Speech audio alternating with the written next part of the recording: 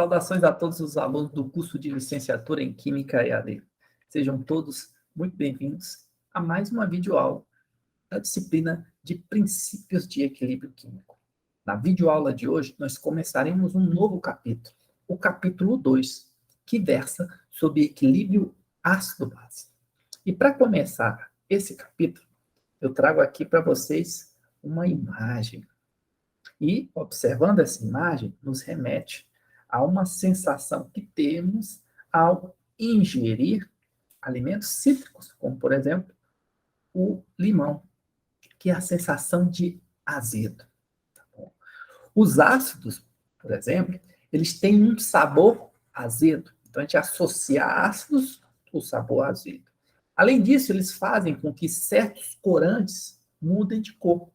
Como a gente vai falar mais adiante, ao introduzir o conceito de indicador químico. Por outro lado, as bases, elas têm um gosto adstringente e elas são escorregadias ao toque, como, por exemplo, o sabão em barra. O uso do termo base, por exemplo, ele se origina do inglês arcaico, que significa rebaixar. Na verdade, a palavra inglesa para base é debase, e que ainda é usado no sentido de diminuir o valor de algo.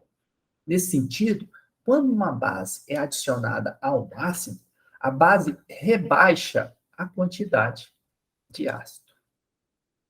Diversos conceitos ou teorias ácido-bases foram surgindo ao longo da história. E uma das mais relevantes, uma das primeiras, mais relevantes, foi proposta por Svante August Arrhenius, o sueco Svante August Arrhenius, que dizia que um ácido é uma substância que, quando dissolvida em água, aumenta a concentração de íons H+. Por outro lado, uma base é uma substância que, quando dissolvida em água, aumenta a concentração de íons OH-. Arrhenius propôs essa teoria ácido-base, que recebe o seu nome, teoria ácido-base de Arrhenius, em 1887. Mais adiante, dois outros cientistas, Johann Nicolaus Brøsted, o dinamarquês Brøsted, e o inglês Thomas Martin Lawrence, propuseram uma teoria mais abrangente e utilizaram a noção de transferência de um doador de prótons para um aceptor de prótons, que foi a ideia-chave na definição da teoria que eles propuseram, a chamada teoria de Brøsted-Lawrence, de 1923. Segundo a teoria de Brøsted-Lawrence, um ácido é uma substância, e aí entendo moléculas ou íons, que doa um próton para outra substância. Já uma base é uma substância que aceita um próton. Desse modo, quando, por exemplo, o HCl é dissolvido em água, ele atua como um ácido de Brøsted-Lawrence, porque ele doa prótons para a água. E a água atua como uma base de Brøsted-Lawrence, porque ela aceita prótons do ácido HCl. Para visualizar, nós temos aqui a reação química. HCl gasoso, interagindo com água, ele doa, então, um próton para a molécula de água, se transformando em Cl- mais íons hidrônio, que é a água com um próton a mais. Nós temos, então, HCl como ácido, o H2O aqui atuando como uma base, porque ele está recebendo prótons do HCl. Eu posso também representar essa reação da seguinte forma, para ficar mais claro para vocês como ocorre essa transferência do próton. O próton do HCl é doado para a molécula de água, formando, então, o íon hidrônio. Temos aqui uma terceira representação, agora na forma de bolas, tá bom? Temos a molécula de HCl, o íon cloreto, que é formado a partir da doação do próton para a molécula de água, e também o íon hidrônio, que é formado. Portanto, a molécula de água, ela serve como um aceptor de prótons, usando um dos pares de elétrons não ligantes no átomo de oxigênio para prender o próton. O outro exemplo que pode ser visualizado da teoria ácido-base de Brøsted-Lawrence é para a reação do HCl com uma molécula de amônio. Vai acontecer algo semelhante. Ele vai doar um próton para amônio, que também tem pares de elétrons não ligantes, formando o Cl- e o íon amônio, NH4+. Aqui o HCl, novamente, é o ácido, a amônia é a base, porque recebe o próton.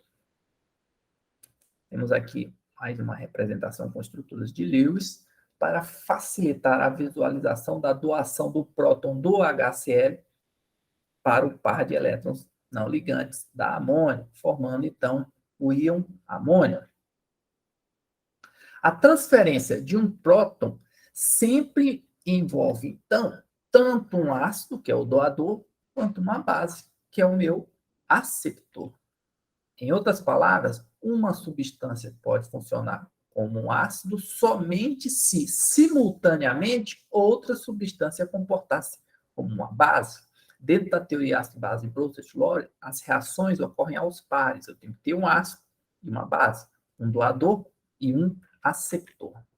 Além disso, algumas substâncias podem agir como um ácido em uma reação e como uma base na outra. Mas como ocorre isso, professor? Essas substâncias capazes de agir como ácido ou como uma base, elas são chamadas de anfipróticas ou anfóteras. Uma substância anfiprótica, ela age como uma base quando é combinada com algo mais ácido que ela mesma.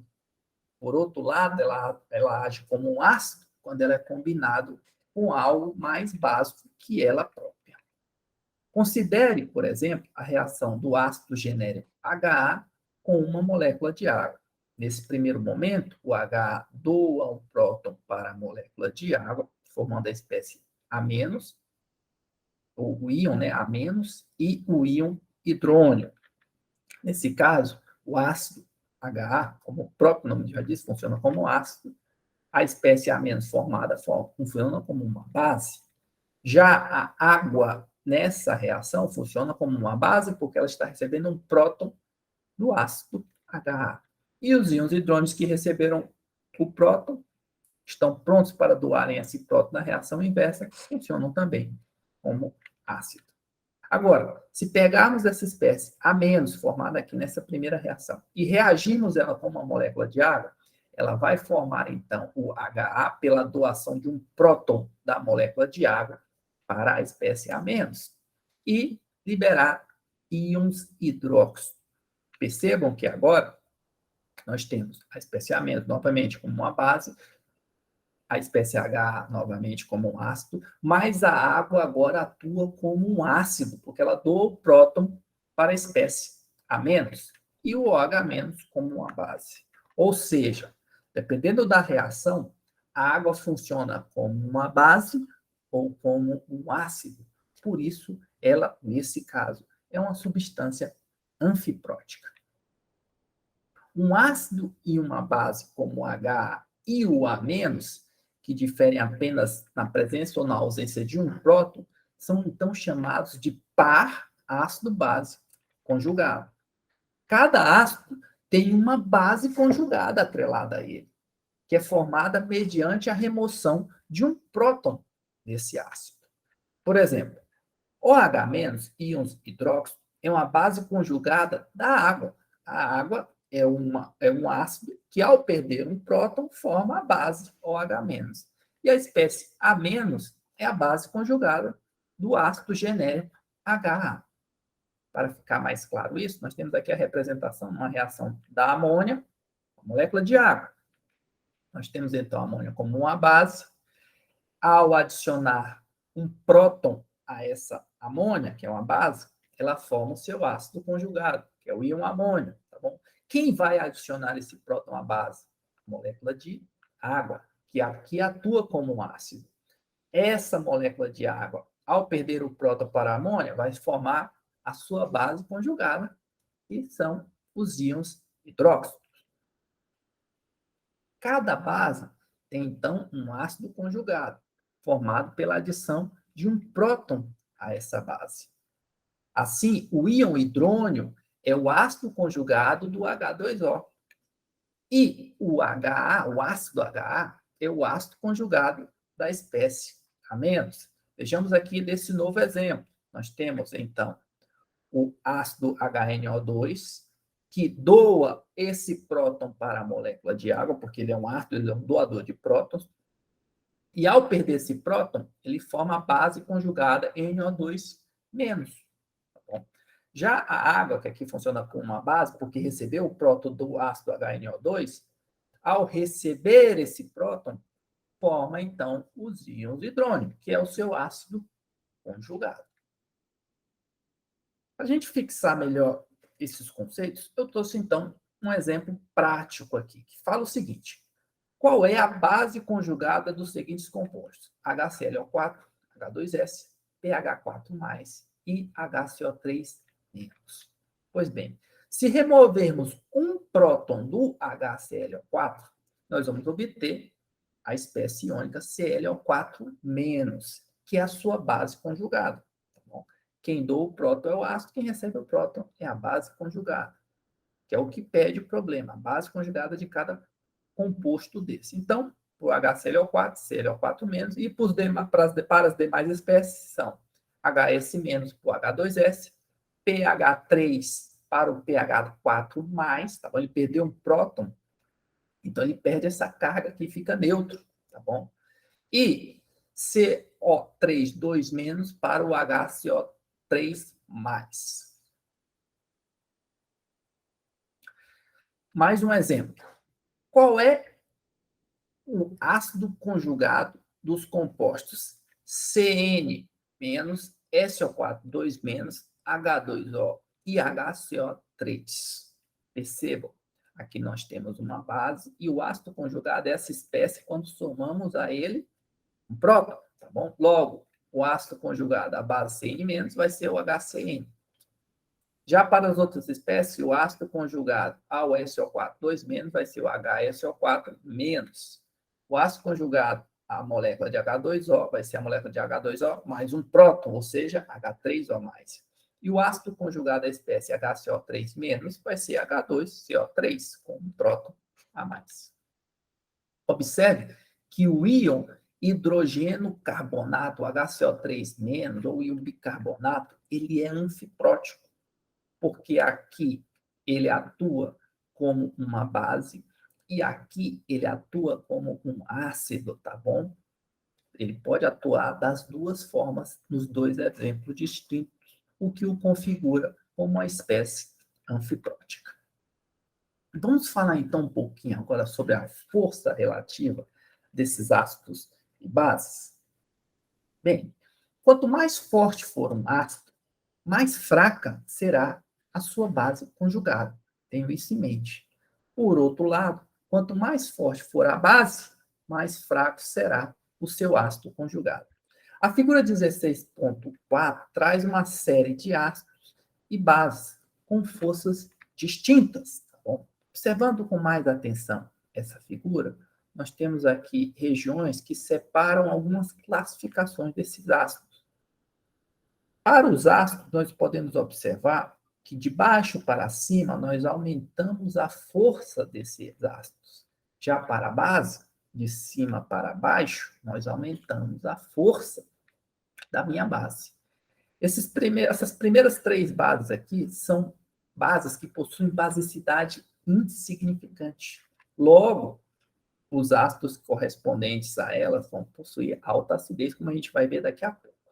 Mais abaixo, nesse segundo setor aqui, para as bases, nós temos bases ditas fracas. E, por fim, aqui embaixo, as chamadas bases fortes, ou que são 100% protonadas em água. Do outro lado, nós temos ácidos fortes, que são 100% ionizados em água, já que geram bases com basicidade insignificante e vice-versa. Aqui na seção central, nós temos ácidos fracos. E aqui, no final, ácidos com acidez insignificante, já que as bases conjugadas a eles são bases muito fortes, 100% protonadas em água. Mas vamos detalhar melhor. A seguir, então, nós agrupamos ácidos e bases em três grandes categorias, com base em seu comportamento na água. Primeiro, nós temos ácido forte, que transfere seus prótons completamente para a água, não deixando praticamente nenhuma molécula não dissociada em solução, ou seja, são ácidos 100% ionizáveis em água. Sua base conjugada tem uma tendência insignificante de aceitar prótons em solução. Em outras palavras, a basicidade dela é insignificante. Agora, no item 2, nós vamos avaliar um ácido fraco, que dissocia apenas parcialmente em uma solução aquosa, sendo, portanto, encontrado na solução como uma mistura de ácido não dissociado e da base conjugada, que são bases bem fracas. A base conjugada de um ácido fraco mostra uma ligeira capacidade, então, de remover prótons da água. Por fim, nós temos aqui no último setor, setor 3, uma substância com acidez insignificante, substâncias, né, com acidez insignificante, contendo hidrogênio, mas que não demonstram qualquer comportamento ácido na água. Consequentemente, geram bases conjugadas muito fortes, que são 100% protonadas em água. Sua base conjugada, então, como acabamos de dizer, é forte e reage completamente com a água para formar íons OH-. Passamos agora para falar do solvente água, já que a água é muito importante em soluções em meio aquoso, né? É o solvente prótico mais importante dentro da química analítica. Uma das propriedades químicas mais importantes da água é a sua capacidade de atuar como um ácido ou como uma base, tanto como um ácido como uma base de Brust-Lawrence, ou seja, ela é anfiprótica, tá bom? Na presença de um ácido, ela atua como um aceptor de prótons, ou seja, como uma base. Já na presença de uma base, a molécula de água atua como um doador de prótons, ou seja, como um ácido. Na verdade, uma molécula de água pode doar um próton a outra molécula de água. Isso nós chamamos de autoionização da água. Na sequência, nós temos a reação de autoionização da água. Duas moléculas de água interagindo, uma dessas moléculas de água vai doar um próton para a outra, que vai formar OH-, íons hidróxido e íons hidrônio, tá bom? Representando aqui na estrutura de Lewis para visualizar a doação desse H mais aqui para outra molécula de água, formando íons hidróxido, OH-, e íons hidrônio, H3O+. Chamamos esse processo aqui, então, de autoionização da água. A expressão da constante de equilíbrio para a autoionização da água, é a constante que rege esse equilíbrio de autoprotólise, é conhecida como Kw. E ela é igual à concentração de íons hidrônio vezes a concentração de íons hidróxido. Como essa expressão refere-se especificamente à autoionização, à autoprotólise da água, utilizamos o símbolo Kw. E vou contar um segredinho para vocês. Vocês já devem ter descoberto. Esse W aqui é de water, ou seja, a constante de ionização da água. E serve para denotar essa constante que rege esse equilíbrio de autoprotólise da água, que também pode ser chamada de constante do produto iônico da água. A expressão de Kw, ela pode ser escrita em termos de H3O+, ou de H+. Tá bom? A gente pode substituir esse H3O+, como H+, como a gente vai ver adiante. E mesmo assim, o valor de Kw vai continuar com o mesmo valor em ambos os casos. Por exemplo, essa mesma expressão pode ser escrita da seguinte forma: Kw é igual a concentração de H+, vezes a concentração de OH-. E o valor de Kw a 25 graus Celsius é igual a 1,0 vezes 10 a menos 14. Disse que uma solução em que a concentração de H+ é igual à concentração de OH- é tida como neutra. Guardem essa informação, porque ela vai ser muito importante no exemplo que a gente vai dar agora. Calcule os valores de concentração de H+, ou íons de hidrônio, e de OH- em soluções aquosas neutras a 25 graus. Pois bem, para resolver essa questão, nós devemos usar a constante de autoionização da água, o Kw, que diz que o Kw é igual à concentração de H+, vezes a concentração de OH-, e esse valor é um valor constante tabelado a 25 graus Celsius, tá bom? 1,010 a menos 14. Porém, eu menciono aqui no problema que eu quero de soluções aquosas neutras. Logo, eu tenho que considerar que a concentração de H+ é igual à concentração de OH- nessa condição de neutralidade. Vamos, então, representar tanto a concentração de H+ como a concentração de OH- em uma solução neutra como sendo X, bom? Porque são iguais. Então, nós temos que a concentração de H+ vezes a concentração de OH- é igual a X vezes X, que é igual a 1,010 a menos 14, que é o valor do meu Kw. Partindo, então, desse ponto, eu tenho que x ao quadrado é igual a 1,0 vezes 10 a menos 14. Ou seja, x é igual a raiz quadrada de 1,0 vezes 10 a menos 14. X é igual a 1,0 vezes 10 a menos 7 molar, que vai ser a concentração de H+ ou de OH-. Bem, pessoal, essa foi nossa videoaula de hoje. E como de praxe, nós temos aqui uma atividade assíncrona número 2, que versa sobre o conteúdo do capítulo 2, que deve ser postada impreterivelmente até as 23 horas e 55 minutos do dia 22 de junho. Eu desejo, então, a todos uma ótima semana e nos vemos na próxima videoaula. Até lá!